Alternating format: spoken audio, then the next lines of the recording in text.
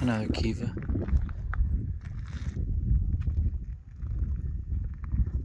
What's unique about Chaco Canyon is that there was clearly an elite hierarchy, which we don't see again after this civilization.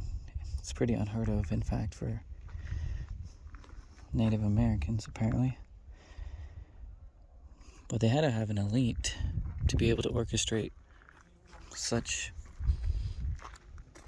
a demand to organize and create such a place. This town alone was 3 acres with walls up to 5 stories tall that would have covered much of this.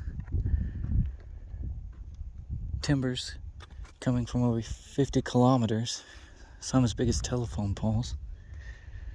200,000 at least being brought in. And then you'd have to quarry and get rocks and sandstone to build. And this is just one of the great houses, the great house in the region. But there's at least 14 other great ones just in the area alone, and over 200 smaller sites.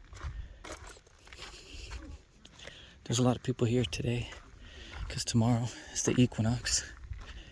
And they're doing an experiment over here with a pole.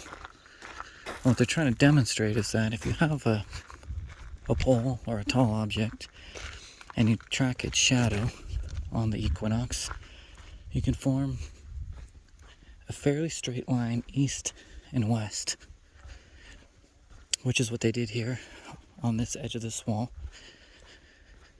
They formed an east-west line that lines up with the visible horizon. So when the sun rises tomorrow, it'll be in line with this wall. And when it sets, it'll set in the west.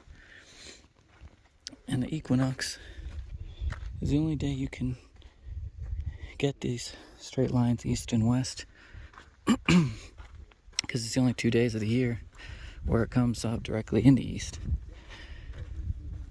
Pueblo Bonito also has the most accurate wall aligning with the north. With the east, the sunrise, within a 1 degree of true east. They also have a north-south line and a north-south road that stretches 50 kilometers that they made.